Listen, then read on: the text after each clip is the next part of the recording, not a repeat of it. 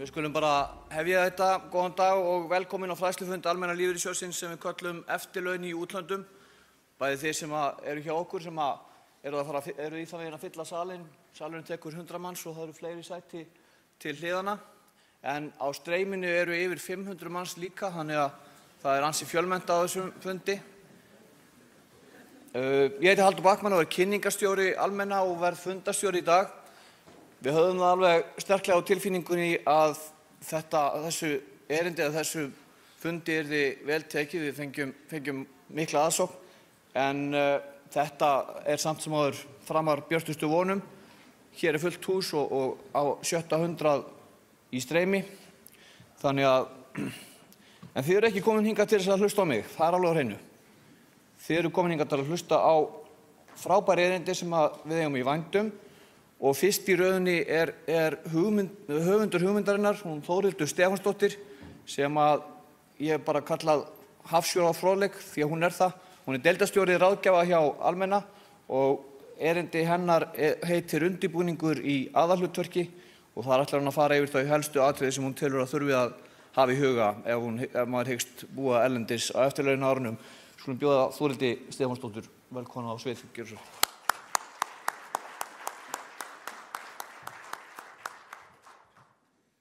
Góðan daginn, frábært að sjá alla hérna hjá okkur og kannski sé ekki þessum á netinu en bara velkomin.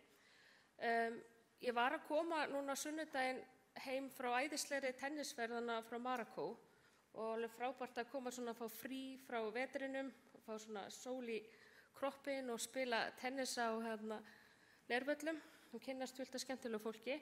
Og maður skilur alveg vel það að fólk hafi áhuga að vera að ferðast þegar maður hefur meiri tíma og kynnast annarri menningu.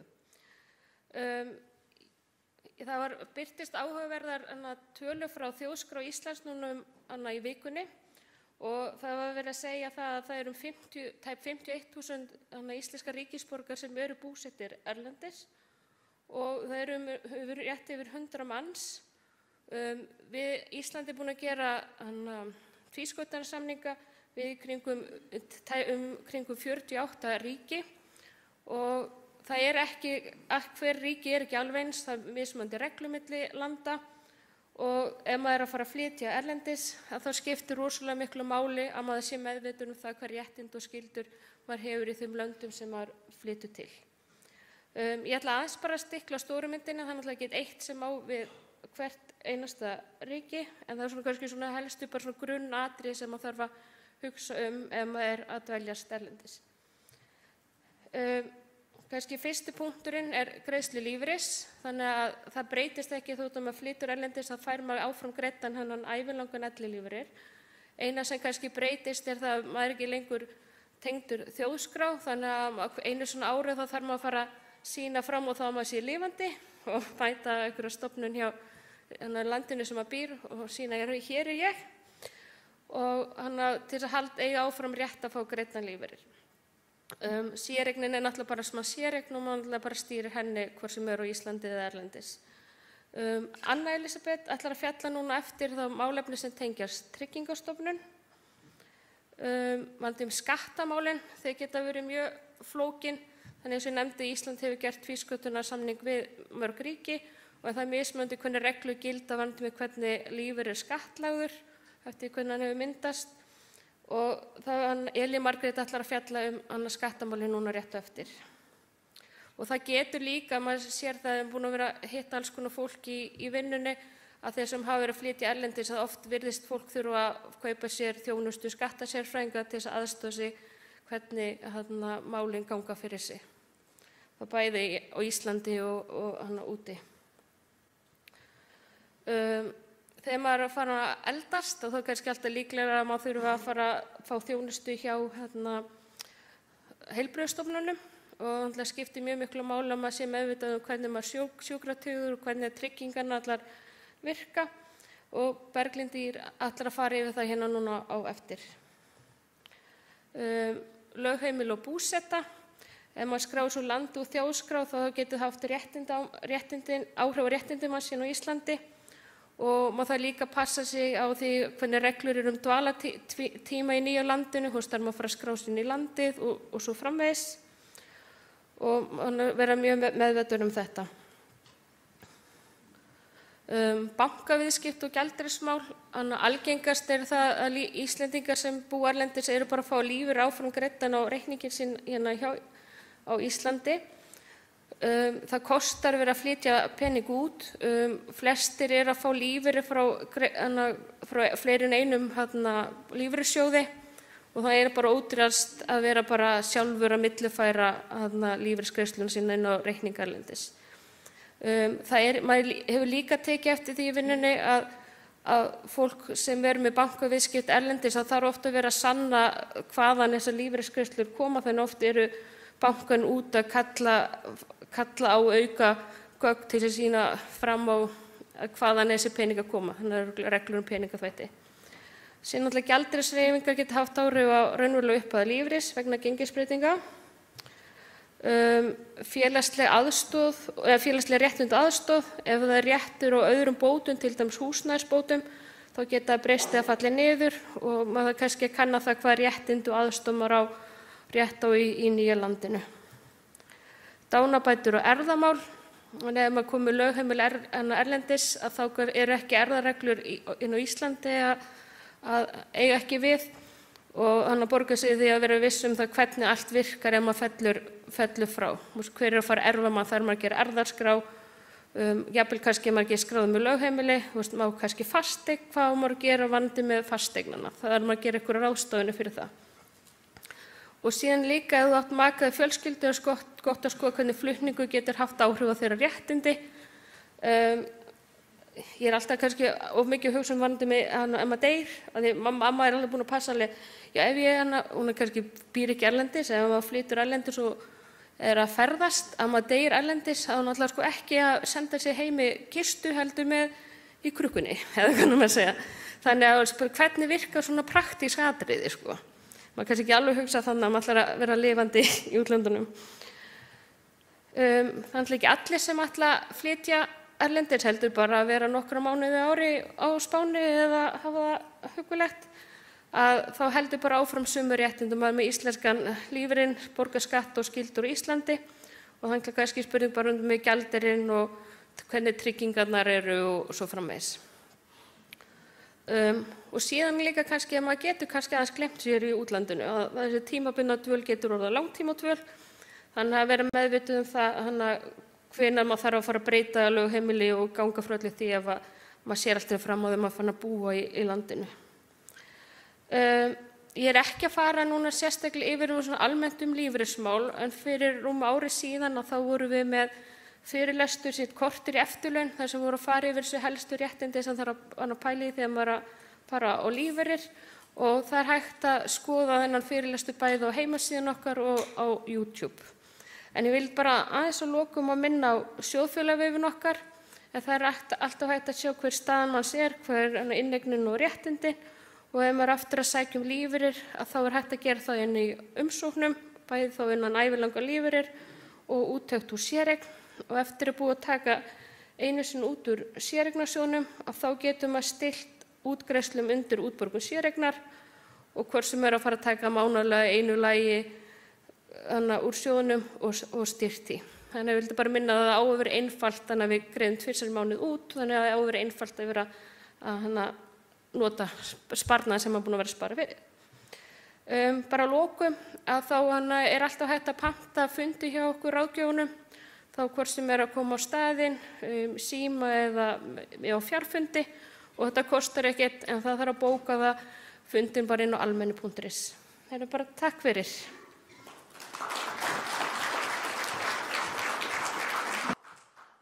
Góðan daginn og gaman að sjá hvað margir hafa áhuga á því að búa í útlöndum og vita eitthvað það áður að þið fara af stað. Það eiginlega það svona, hvað ég met það mikils. En já, hvar borga ég skattinn? Og kannski bara svona til þess að byrja að það sem sagt mismunur á því hvernig skattskyldu við berum eftir því hvar við búum. Og ef við búum bara hérna á Íslandi að þá berum við það sem við köllum fulla og ótakmarkaða skattskyldu og þá eigum við í rauninni bara þurfum að gera grein fyrir hér til íslenskra skattyfirvalda öllum tekjum og allar eignir sem við fáum og eigum sama hvaðan þær koma í heiminum. Og þarna má bara þannig gera svona greinamun, taka sér dæmi lífeyrisþega sem býr á Íslandi, hann þiggur lífeyrisgreiðslur bæði frá íslenskum lífeyrissjóðum og svo kannski bara dönskum. Þessi aðili þarf að gera grein fyrir öllum tekjum sínum á Íslandi, bæði þessum íslensku og dönsku. Og svo bara alls konar aðferðir sem beitt síðan í kjölfarið til þess að komast hjá tvískattlagningu. En svo það þeir sem ákveða að búa erlendis og þá í rauninni allir sem hafa búið skemur á Íslandi 183 daga og 12 mánaða tímabili eða að fá tekjur frá Íslandi en eru búsettir erlendis, að þarna erum við komið skattskyldu 3. grein og þar tölum við rauninni takmarkaða skattskyldu. Og þessum aðilum þeir þurfa bara að gera grein fyrir því sem þeir fá á Íslandi. Þeir gera grein fyrir íslensku tekjum, íslensku fasteigninni og öllu því sem bara tengist Íslandi. Og þannig að ef að lífeyrisþeginn sem bjó áðan á Íslandi ákveður að flytja til Spánar, þá gerir það bara grein fyrir íslenska lífeyrissjóðunum sínum á Íslandi, en við þurfum ekkert að vita þessum danska. En hins vegar vilja Spánverjarnir, þeir vilja vita allt saman. Ég get að lofa ykkur því. Þeir sem eru búsettir erlendis, þeir eru skattskyldir af lífeyristekjunum sínum á Íslandi og það bara samkvæmt öðrum tölulið 3. greinar. Og þessar tekjur eru skattlagðar samkvæmt öðrum tölulið 70. greinar sömu laga og þarna gilda samt bara sömu reglur. Það breytist í rauninni ekkert hvort þið búið á Íslandi eða erlendis. Það áfram sömu skattþrepin, áfram persónuafsláttur og svoleiðis. Þannig að það breytist ekkert þar.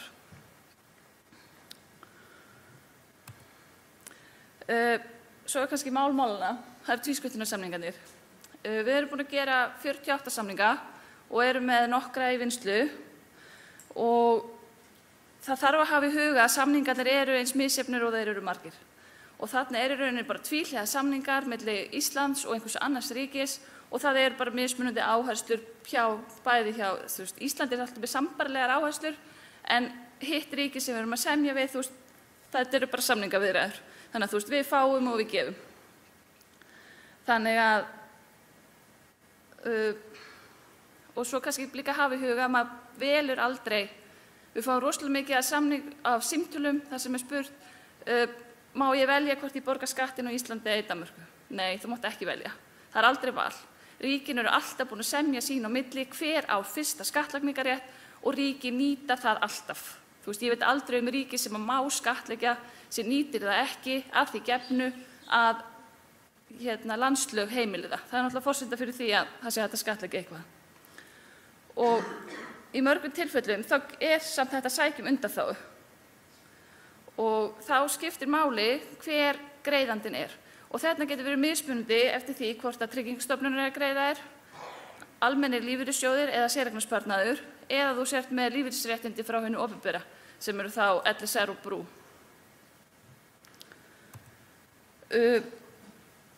Það þarf að sækja undanþágu og þetta eyðublaðið heimasíðun okkar, RSK 549 og það bara á forsíðunni undir eyðublöð. Það mjög mikilvægt að skattskyldu-vottorð sé sent með umsókn, búsetuvottorð, lífsvottorð, erlent skattframtal, þið fá það í hausinn, af því að það bara ekki fullnægjandi og þá förum við fram á það að fá frumrit af skattskyldu-vottorðunum nema það sé þetta staðfest að það rafrænt og það eru til dæmis Spánn og Portúgal eru með rosalega flott kerfi þar sem að við fáum bara PDF-skjali sent í tölvupósti og við getum staðrænt það í gegnum bara heimasíðuna hjá þeim. Og við mælum með að okkur sé send umsókn þegar öll gögn liggja fyrir.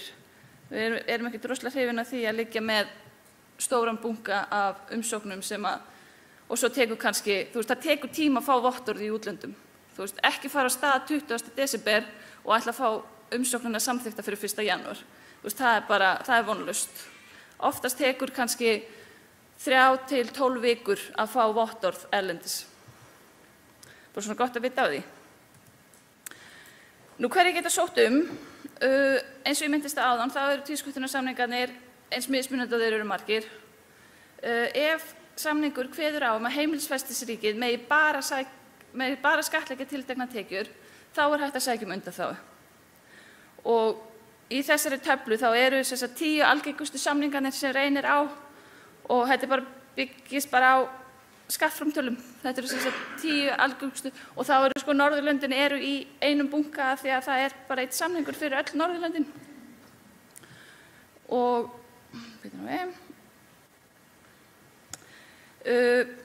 það er hægt að algengustu, já, það er hægt að sækja ef þú ert að fá lífeyrisréttindi frá almennum lífeyrissjóði, þá er eins og almenni, VR, greiðslustofulífeyrissjóða sem er sambland af til Sjávarborg út fyrir marga, að þá er í langflestum tilfellum hægt að sækja undanþágu frá því að borga skatt á Íslandi. Það er Norðurlöndin og Bretland sem er ekki, og það sem við eigum þá, það sem upprunaríkið á fyrsta rétt. Og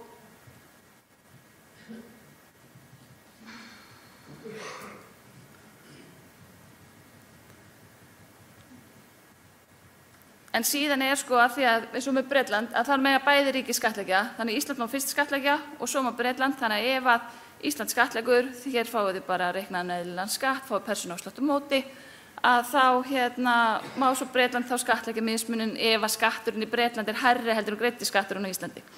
En þú veist, þetta er svona ekkert sem það er kannski mikið að pæla í svona þessu stigi. Já, þetta er þetta eru í rauninni 10 algengustu samningarnir sem að reynir á í framkvæmd. Það eru flestir lífeyrisþegar sem búa, íslenskir lífeyrisþegar sem eru að fá greiðslur frá Íslandi og búa erlendis, þá eru þetta í rauninni algengustu samningarnir sem reynir á.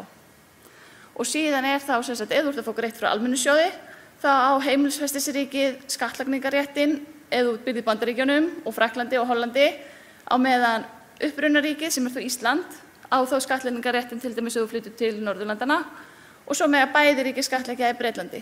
Og svo er þetta rauninni opinbera sjóð, svo er ég að koma að opinbera og Tryggingastofnun. Kannski gott að taka fram að þeir sem eru búsettir í Norðurlöndunum, þeir geta aldrei sótt undanþágu frá skattlagningu á Íslandi. Íslenska, það er bara upprunaríkið á skattlagningarréttinn þar af öllum lífeyristekjum, saman hvaðan þær koma. Í fæstum tilvikum er hægt að sækja undanþágu ef þú ert að fá frá opinberu sjóðunum. Einu samningarnir sem eru með fulla undanþágu, það er samningurinn við Þýskaland og samningurinn við Ungverjaland. Og síðan er reyndar sérregla í samningunum, þannig að ef þú ert ríkisborgari hins ríkisins, að þá getur þú sótt undanþágu. Þannig að bara taka sem dæmi að Frakki, sem er skattskyldur og búsettur í Frakklandi, er að fá greiðslur frá LSR, hann getur sótt undanþágu af því að hann er ríkisborgari í Frakklandi, á meðan Íslendingur í sömu stöðu getur það ekki. Ekki spyrja mig af hverju, þú veist.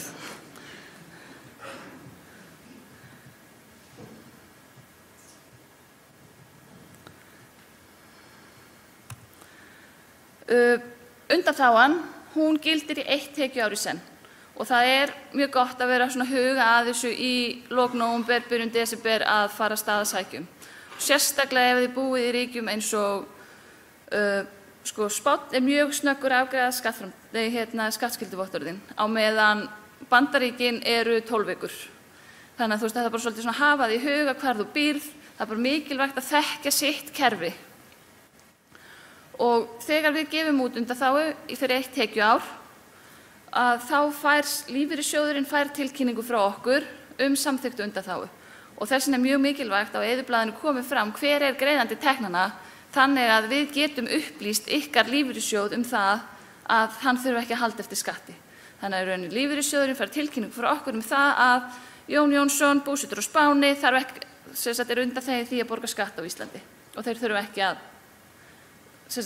greiði ykkur þá bara brúttó út.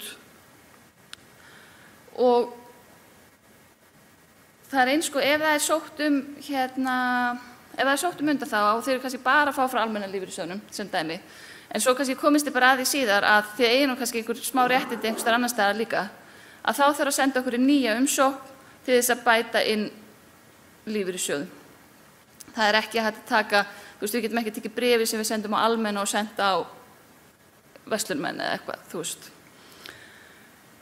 Lífeyrissjóðirnir, þeir tilkynna okkur samt allar greiðslur sem fara til ykkar, þannig að við vitum alveg hvað við vitum tekjurnar þó að það hafi ekki verið haldið eftir neinni staðgreiðslu, og það þarf líka að hafa í huga að undanþágan, hún fellur úr gildi sama dag og ef þið flytja aftur til landsins.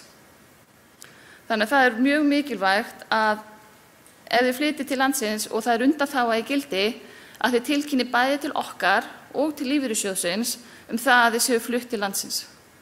Af því að annars bara heldur lífeyrissjóðurinn áfram að ekki halda eftir skatti, og við kannski áttum okkur ekki alveg strax á því að þið eru flutt og það er jafnvel búið að halda ekki eftir skatti í 2 mánuði, sem endar náttúrulega bara með því að þið þurfið þá að endurgreiða það með álagi eftir að skattframtalinu skilað árið á eftir.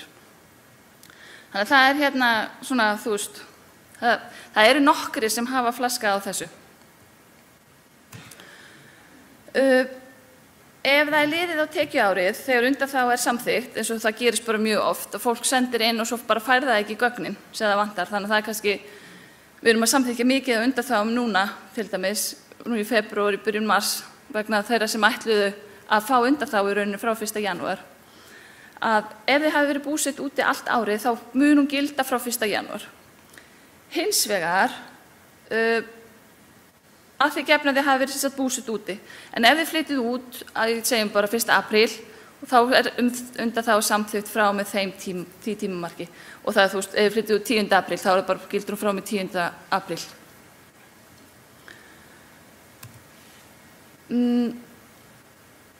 Ef það hefur ekki verið sótt undanþágu fyrirfram og staðgreiðslu þar af leiðandi verið haldið eftir, að þá er hægt að sækja leiðréttingu á því í skattframtalinu árið á eftir. Þannig að ef þið voru búsett úti 24, að þá er hægt að koma með skattskyldu-vottorð með að skila núna með framtalinu, og þá er það bara endurgreitt á 1. júní. Og í þeim tilvikum þar sem undanþága er samþykkt á miðju ári en gildir allt árið, þá er, ef við samþykkjum undanþágu, sem til dæmis núna, við erum að samþykkja undanþágu í dag, sem gildir aftur til 1. janúar, að þið fáið janúar og febrúar þar sem búið er að halda eftir, ekki fyrir á næsta ári, 1. júní á næsta ári. Þannig að við endurgreiðum enga staðgreiðslu nema í gegnum álagningu.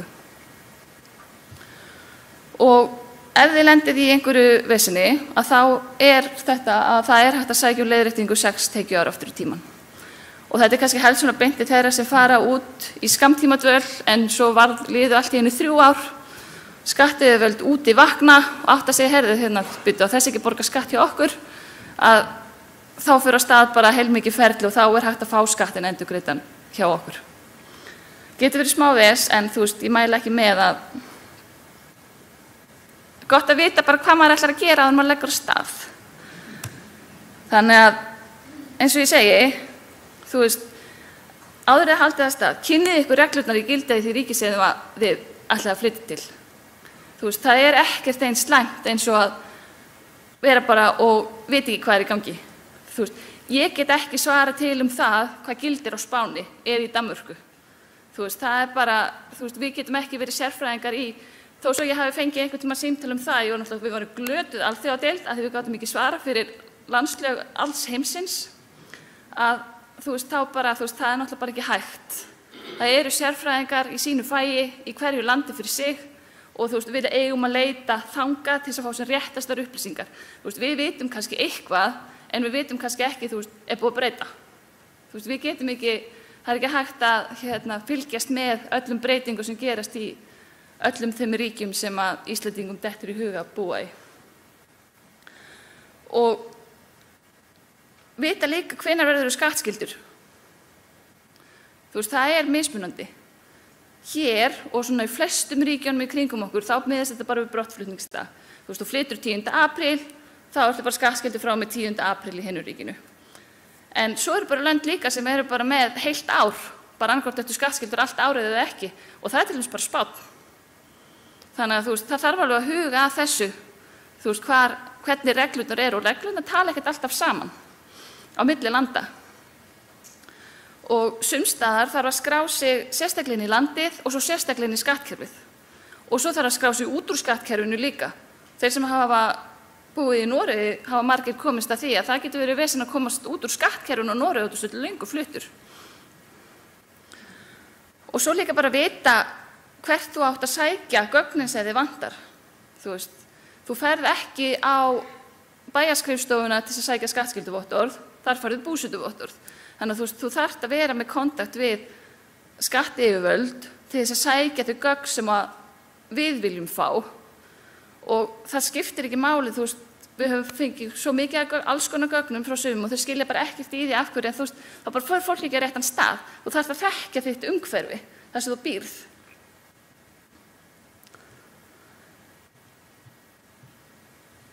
En annars held ég bara að svo ykkur bara alltaf velkomið að hafa samband. Við sitjum við símann, skattframtalið opnar á morgun, bara koma því að, svona í leiðinni. Og þannig að, já, það fyrir mig.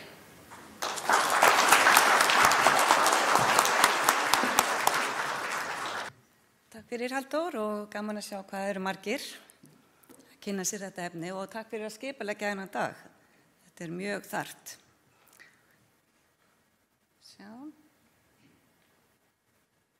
Já, ég heit sem sagt Anna Elisabeth og kem frá Tryggingastofnun og ætla að fara yfir ellilífeyrir erlendis. En fyrst aðeins að hlutverki og starfsemi Tryggingastofnunar.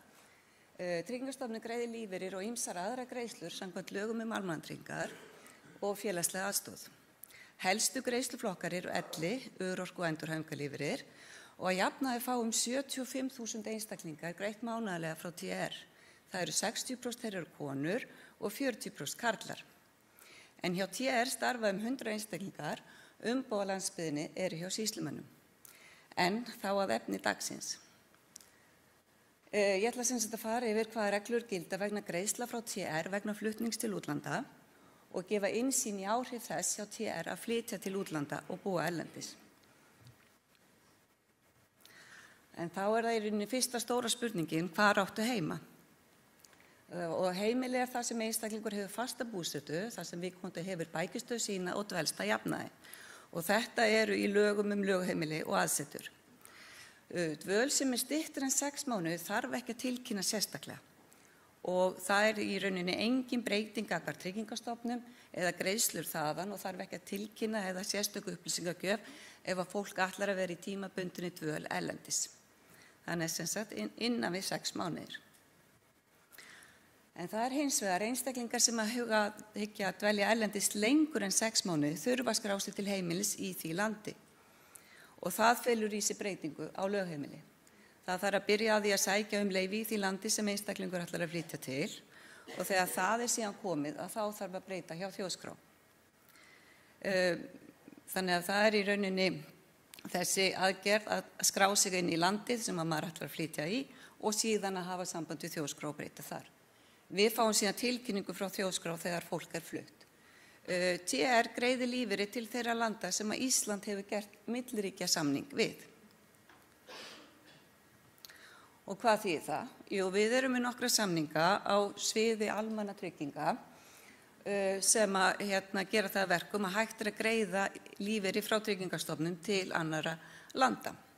Og það náttúrulega stærsti samningurinn EES-samningurinn sem við þekkjum, en það einnig Norðurlandasamningur. Við erum samning við Bandaríkin, Kanada og Bretland. Þannig að TR greiðir lífeyrir til einstaklinga sem eru búsettir í Evrópu og á Norðurlandunum, Bandaríkjunum, Kanada og Bretlandi. En það ekki greitt til annarra ríkja og þetta öðruvísi en almenni lífeyrissjóðurinn eða þessi lífslangi lífeyrissjóðurinn, þannig við greiðum bara til landa það sem eru samningar. En það þó spurningin það þegar við komum allar að flytja til útlanda að þá mjög gott að vera búin að sækja ellilífeyri hjá TR fyrir flutning. af því að það einfaldar umsóknarferlið allt mjög mikið. Það til að mynda ekki hægt að sækja rafrænt ellilífeyri ef lögheimili erlendis. Því að ef einstaklingar hafa búið lengur en 1 ár erlendis að þá þarf umsókn að fara í gegnum stofnun í búsetulandi. Þar af leiðandi það miklu einfaldara ef hægt að ganga frá þessu áður en að fluttir út. Og umsókn á milli landa getur tekið alltaf 6 mánuði og það í rauninni ýmis vottor sem að þurfa að fylgja með. Og þetta í rauninni í samræmi við framkvæmda reglugerð Evrópusambandsins sem að þessi regla við höfð. En við miðum svona við 1 ár, ef að það innan við 1 ár síðan þú fluttir, að þá tökum við á móti umsókninni. Það líka gott betra bara að upplýsa TR áður en það flutt hvert verið að fara. Þannig að þegar tilkynningin frá Þjóðskrá kemur, að þá það komið til okkar og við vitum stöðuna. Það líka þannig að yfirvöld í búsetu landi, þar sem þú ert að flytja til, þau óska eftir staðfestingu á framfærslu. Þau vilja fá að vita hvernig þú ætlar að framfæra þig í því landi. Og við gefum út staðfestingu á ensku á mánaðarlegu greiðslum ef þær að ræða. Þannig að fólk getur þá framvísa því þegar það flytur. Við greiðum úr landi lífeyrir sem eru þá greiðslur sem eru samkvæmt lögum almannatryggingar. Það eru ellilífeyrir, það eru örorkulífeyrir og það barnalífeyrir. Þetta eru greiðslur sem við greiðum til landa, samningshyggja. Það hins vegar greiðslur sem eru ekki greiddar úr landi og eru einungis greiddar þeim sem eru með lögheimili á Íslandi, en það eru greiðslur sem falla undir félagslega aðstoð. Það heimilisuppbót, ýmsar uppbætur vegna bifreiðamála og maka- og umönnunargreiðslur. Þannig að þetta eru greiðslur sem eru eingöngu greiddar þeim sem eru með lögheimili hér á landi. En varðandi greiðslurnar sjálfar, eins og hún kom að hún frá skattinum, að þá ef einstaklingur skattskyldur hér á landi, þá heimilt að nýta persónuafsláttinn. En ef það skattskylda í öðru landi, að þá þarf að skila staðfestingu frá skattinum, sem var verið að fjalla áðan, undanþágu frá staðgreiðslu á Íslandi. Og þá ekki tekið neitt skattur af greiðslum frá Tryggingastofnun. Varðandi bankareikninga, þeir sem hafa verið búsettir mestmegnis hér á landi og flytja síðan út á efri árum, að þá eru langflestir sem halda sínum íslenska bankareikningi og eru bara að nýta það heimabankan og kortin og þetta, en hins vegar greiðir TR inn á erlenda bankareikninga. Til þess að fá greitt inn á erlenda bankareikninga þá þarf að vera með lögheimili erlendis, en hver millifærsla kostar og dregið af greiðslu og þetta rauninni bara svona almennt bankaumsýslugjald. Já, ég vil nota tækifærið og koma að einum valmöguleika sem í boði fyrir lífeyrisþega, að það að fá greitt einu sinni á ári í stað þess að fá mánaðarlega greiðslur, að þá færðu bara greitt einu sinni á ári eftir að árlegt uppgjör á lífeyrisgreiðslum hefur átt sér stað. Þá þarf ekki að vera að skila inn tekjuáætlun eða að fá endurkröfu á lífeyri eftir að endurreikningur hefur átt sér stað. Þetta getur hentað þeim sem ekki að fá aðal framfærslu sína frá TR og einstaklingar sem eru með lífeyrissjóðsgreiðslur eða fjármagnstekjur í kringum 700.000. Þetta valmöguleiki sem getur hentað þeim. Við þurfum að fá lífsvottorð eða staðfestingu á lífi einu sinni á ári og köllum eftir því. Við sendum bréf og sendum eyðublað einnig með sem á ýmsum tungumálum sem að fólk getur nýtt til þess að fara með og fengið útfyllt. Það líka hægt að skila okkur bara lífsvottorðurum frá búsetulandinu, eyðublaðið þar. En við líka bara bjóðum upp á að fólk komi til okkar bara í Hlíðasmára þegar það statt á landinu og staðfesti lífi og þá bara skráum við það og þá það bara komið. Þannig að það mjög einfalt. Við það í lögum hjá okkur að við þurfum að endurreikna lífeyrisgreiðslur þegar skattframtal liggur fyrir og þeir sem eru búsettir erlendir, þeir eru gerðir og framkvæmd uppgjört á grunni íslensks skattframtals. En það hins vegar þeir sem að telja ekki fram á Íslandi að þá óskað eftir erlendu framtali. Og það líka einstaklingar sem eru minna en 40 ára búsetu á Íslandi, þeir þurfa einnig að skila inn erlendu skattframtalið frá búsetulandi. Og það þá einstaklingar að fá hluta af lífeyri sínum frá öðru ríki. En þessi framkvæmd tryggir að allir fáir réttan lífeyri í samræmi við rauntekjur. En að lokum, það er bara fullt af spurningum sem að líklegast vakna við þennan fyrirlestur og það er bara ekkert mál að hafa samband við okkur. Þið getur sendt okkur fyrirspurnir í gegnum mínar síður. Það er hægt að panta viðtal við sérfræðing hjá okkur í gegnum núna og koma til okkar til þess að ræða þessi mál. Það má líka bara koma við hjá okkur í þjónustumiðstöðina eða hringja í okkur og við bara veitum bara allar upplýsingar varðandi þetta mál. En takk hérlega fyrir.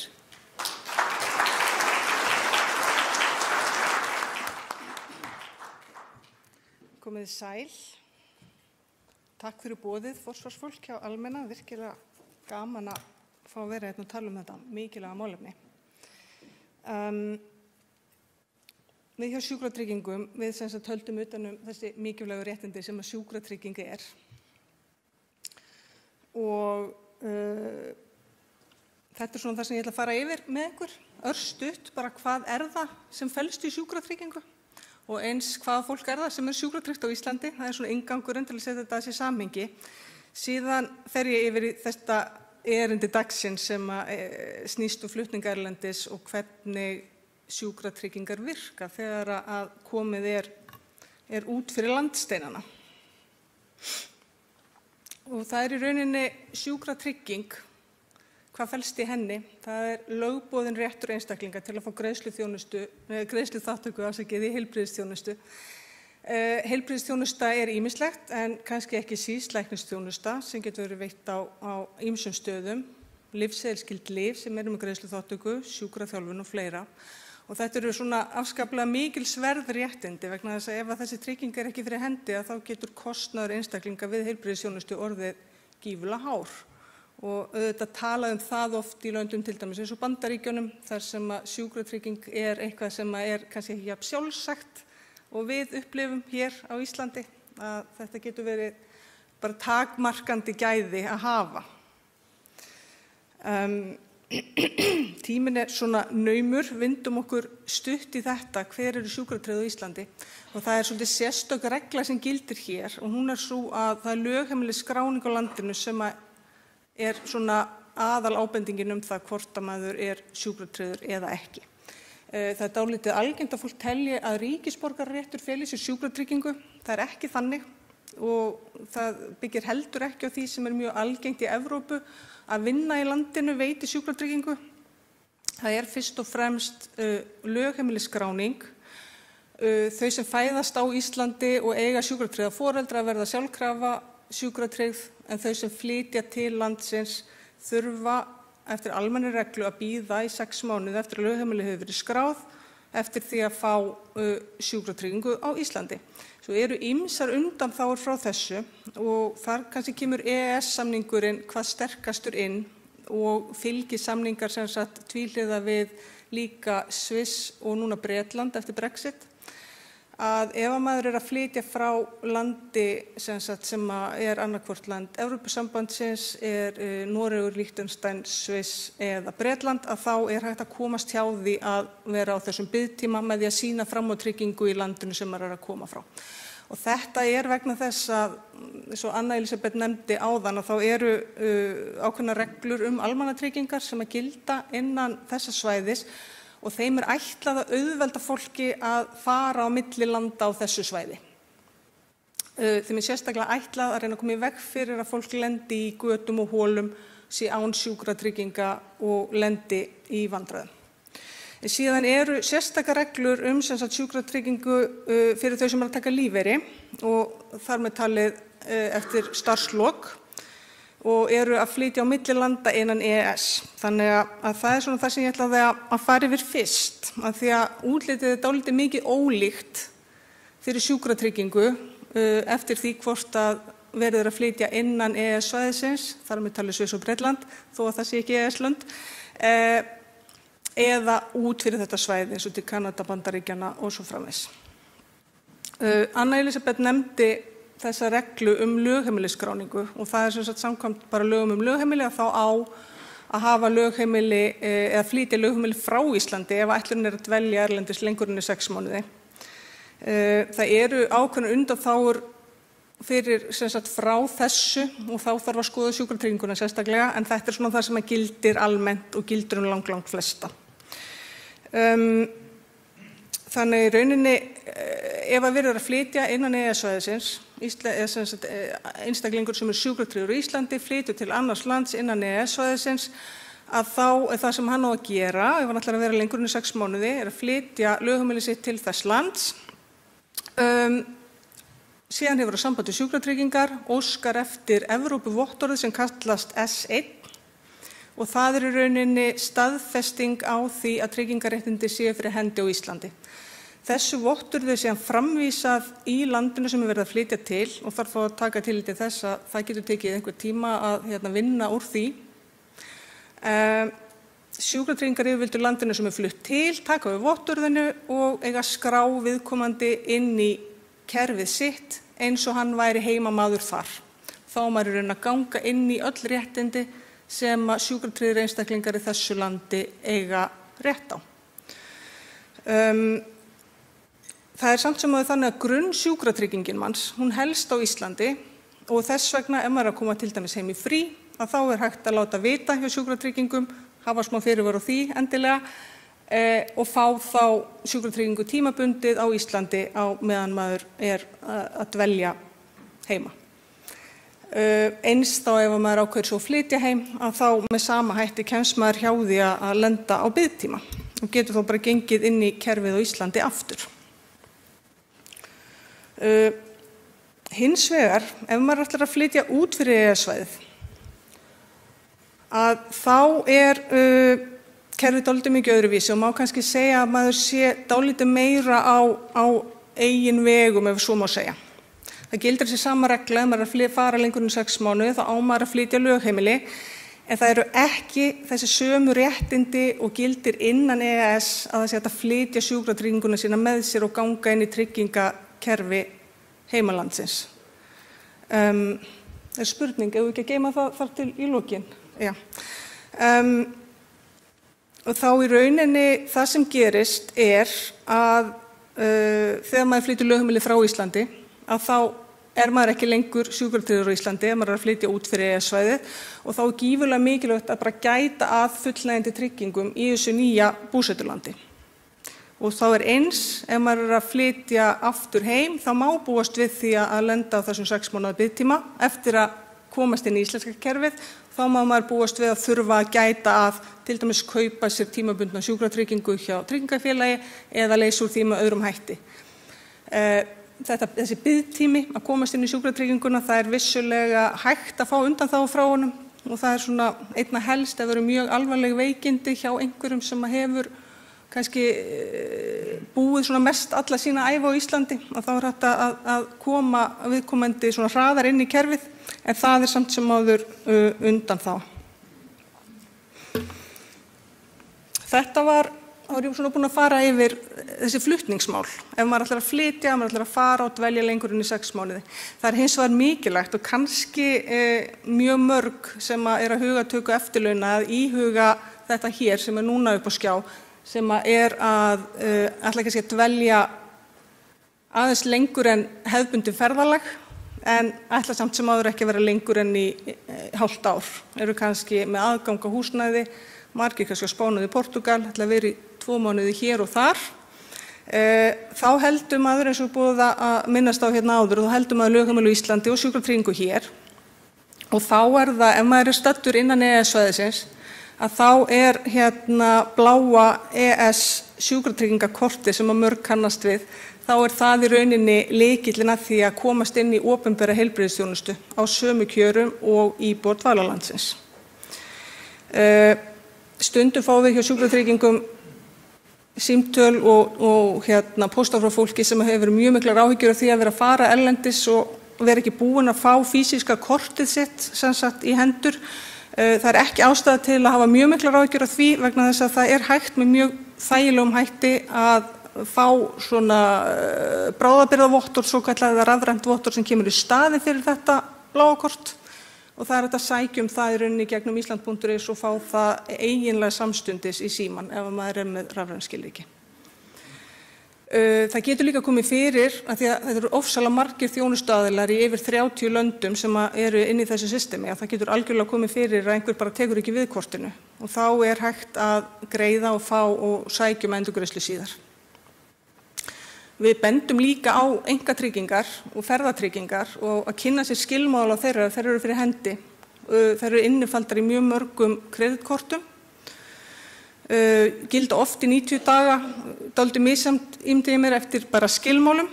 Þær geta oft verið þægilegar að sjálfsögðu og svona veitt góð réttindi og það kannski ekki hvað síst þessi punktur hérna neðst. Ef að kemur að ósk að láta flytja sig heim vegna einhverja veikinda, að það mjög mikilvægt að vita að það aldrei hluti af sjúkratryggingum, ekki þessum opinberu sjúkratryggingum og eftir því sem ég best veit það hvergi í heiminum þannig að ríki sæki fólk sem veikt í öðrum löndum. En hins vegar getur þetta í sumum skilmálum allavega ferðatryggingar sem fólk kaupir sjálft, þetta getur stundum verið inn í þeim. Ef maður í svona tímabundinni dvöl utan EES, að þá erum við aftur komin í svolítið svona óþægilegri stöðu hvað það varðar að maður getur ekki gengið inn í eða getur ekki búist við að ganga inn í sjúkratryggingakerfi dvalarlandsins. Sjúkratryggingar hafa heimild til þess að taka þátt í sjúkrakostnaði ef hann fellur til, en það yfirleitt og greitt eftir á. Og þess vegna bendum við á það að það alveg sérstaklega mikilvægt að maður komin út fyrir EES-svæðið, út fyrir Evrópu að huga að einkatryggingum. Þannig að nú erum við komin að lokum hjá mér bara nokkru punktar frá mér hvað mér finnst að fólk eigi að gæta áður en það hyggur á lengri dvöl erlendis. Það kannski fyrst og fremst þetta sem líka búið að ræða hérna í allavega 2 svar áður, að huga að tímalengd dvalar. Maður að flytja eða maður að skreppa? Skylt að flytja á lögheimili? Og eins gott að skoða skilmáluna sína. Ég með einhverjar ferðatryggingar sem að kannski fylgja kreditkorti og hvaða skilmálar eru, hvað má ferðatíminn vera langur til þess að þær gildi. Skiptir miklu máli að huga því hvort að maður að fara til land sem innan EES-svæðisins, þar sem hægt að nota sjúkratryggingakortið eða fá vottorð til þess að ganga inn í kerfið þar ef maður að flytja varanlega, því að það mjög mikill munur á umhverfinu. Og svo kannski eins og hún Þórhildur Stefánsdóttir nefndi alveg í blábyrjun, bara undirbúningur og huga að aðgangi líka í heilbrigðisþjónustu erlendis. Hvert hef ég hugsað mér að leita ef eitthvað kemur upp á, hvert best að leita og hvaða skref þarf ég að taka til þess að ég geti fengið aðgang að þeirri þjónustu. Þannig að undirbúningur. Og þá ég búin. Kærar þakkir.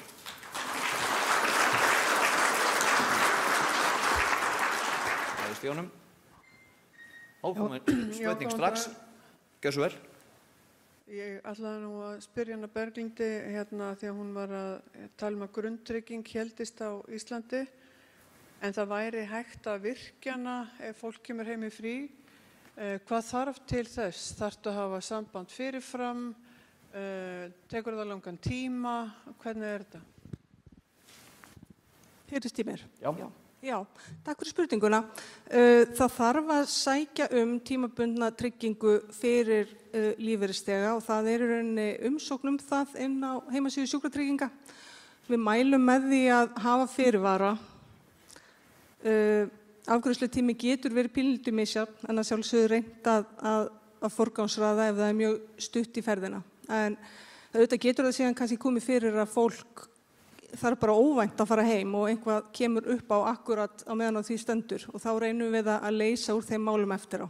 En þá vissulega getur fólk lent í því að koma upp í kerfum hjá læknum á Íslandi sem ósjúkratryggðir og þarf þá að leysa úr því eftir á. Getur jafnvel búist við að þurfa að greiða og fá endurgreitt. En aftur, við reynum bara að leysa þessi mál hvert sig. Fyrir verið bestur ef hægt Fleiri spurningar?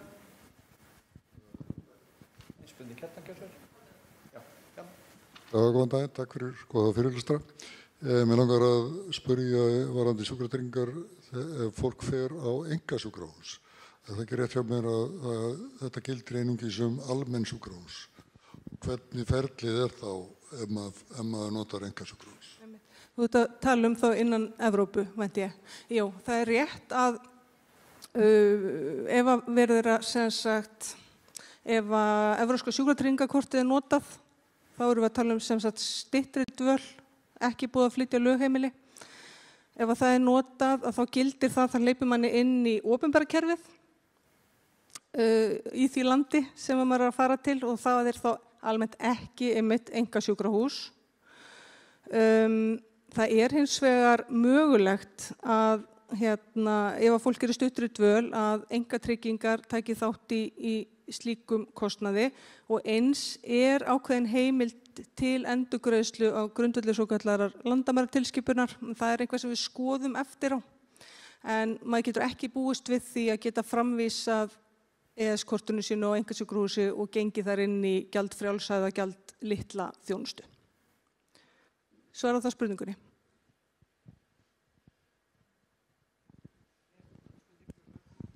Já, góðan daginn og takk fyrir fróðlega erindi. Mér langar til að spyrja hvort það þarf að gera eitthvað í því ef að maður dvelur til dæmis 4 mánuði í Íslandi og svo restina af árinu í fleiri en einu landi þannig að maður nái hvergi 6 mánuðum. Þarf að gera einhverjar ráðstafanir þá og þetta á kannski við bæði skattinn, tryggingar og allar ykkar 3 þarna sem sitja til hægri. Hver ætlar að byrja? Já, það er rauninni spurningin sko hvar er bækistöð þín? Hvar er heimilið þitt?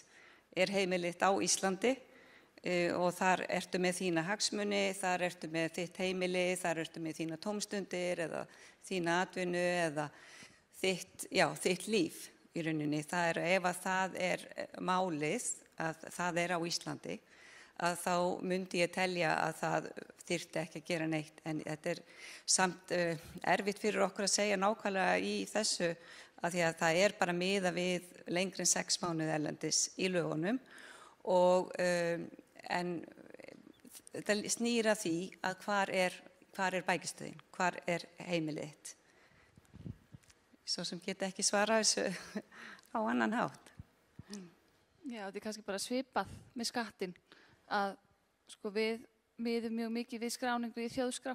Þannig að ef þú ert skráður með lögheimili hér þá teljum við þig skattskyldan hér allt árið og þú bara nýtir þeirra réttinda sem því fylgir og náttúrulega ber þær skyldur sem það ber líka.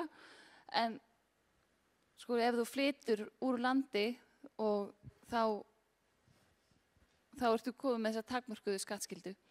Þannig að það er í rauninni, þetta er kannski bara svona svipað matið, þú veist, hvar áttu ennþá fasteignina þína hérna á Íslandi, þú veist, ganga börnin í skóla og hvar eru svona persónulegir og fjárhagslegir hagsmunir hverju sinni.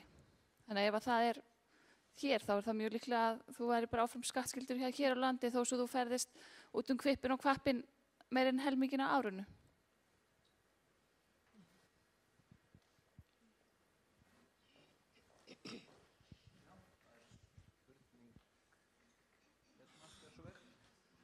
Takk fyrir. Ég er með aðra spurningu fyrir Berglindi varðandi réttin til að fá útgefin S1-vottorð. Getur það verið misjandi eftir lífeyrissjóðum á hvaða aldri maður getur farið að draga á réttindin í einhverjum tilvikum strax 60 meðan kannski maður getur ekki verið farin að draga á öll lífeyrisréttindi eða fá greitt út úr TR.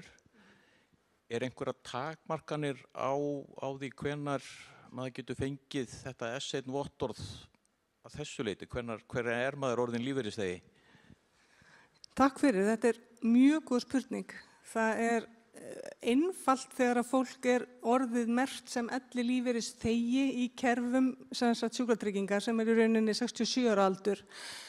Þannig að ef fólk hins vegar hefur töku ellilífeyris fyrr og sýnir okkur fram á að það sé komið framfærslu frá lífeyrissjóði þá er hægt að fá það útgefið.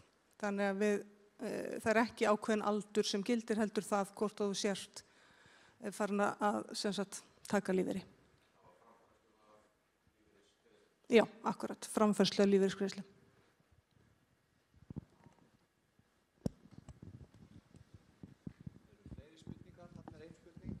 Þetta er ein spurning.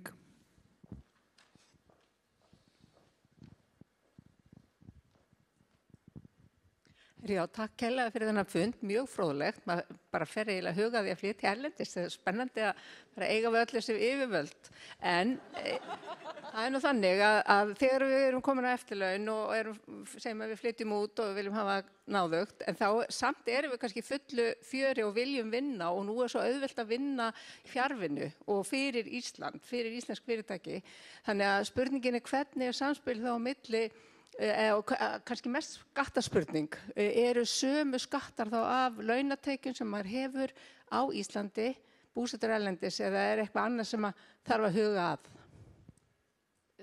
Já, takk fyrir spurninguna. Það eru aðra reglur sem gilda laun. Það eru sömu skattar og allt það. Ef við förum bara aftur í samkvæmt landslögum, þá þetta skattskyldar tekjur í Íslandi ef þú vinnur fyrir íslenskan launagreiðanda.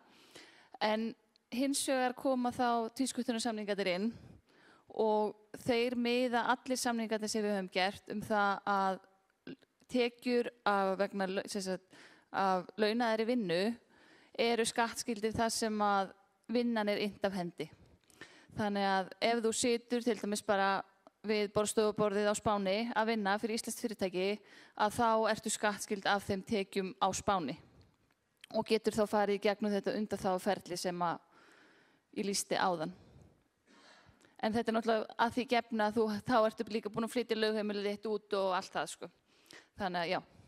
Og þú greiðir þá skatt bara af þessum launum samkvæmt spænskum reglum. En ef þú sko kemur til Íslands 4 mánuði og situr við eldhúsborðið einhvers staðar þar sem átt heimili á Íslandi eða hjá börnunum þínum, hvað þá? Er þessu skipt á milli eða fer það eftir lögheimilislandinu? Nei, þessu skipt á milli. Ef að vinnan innt af hendi á Íslandi, ef þú kemur til dæmis, þú býrð á Spáni, segjum 8 mánuði ári og svo kemur hérna í 4 mánuði, að þá ber þér að greiða skatt af þessum 4 mánuðum hér á landi.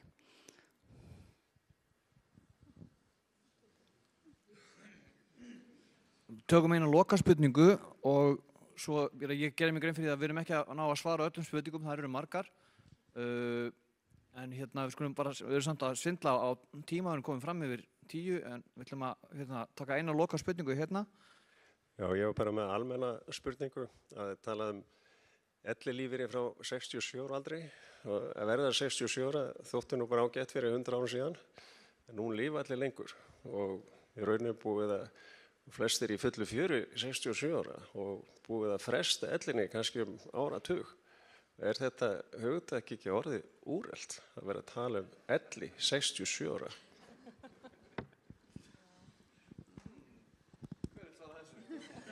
Ég skal svara þessu. Ég var í vandræðum með að skrifa glærur og nota orðið ellilífeyris. Mér fannst það ekki, og lífeyrisþegi, þetta er líka kannski ekki skemmtileg orð, þannig að fyrirskrift fundarins eftir laun í útlöndum, auðvitað ætti maður að tala ég veit það ekki, njótandi eftir launa. En þetta er vissulega í sammála því að þetta er eitthvað sem má alveg endurskoða. Já, þá skulum við fara að segja þetta gott. Að lokum við vil ég þakka ykkur kærlega fyrir komuna og ykkur sem að horfa á streymið bara kærlega fyrir að horfa. Og skulum þakka líka bara þessum frábæru konum fyrir frábæri erindi og ég veit að við erum ekki að fá svör við öllum spurningum en skulum reyna að halda umræðinni gangandi, höldum fréttinni gangandi, komum glærunum á framfæri og hver veit við náum að búa til einhvern spjallþráð út frá því. En kærar þakkir Þórhildur, Elín Margrét, Anna Elísabet og Berglind fyrir þátttökuna. Við skulum gefa þeim gott klapp.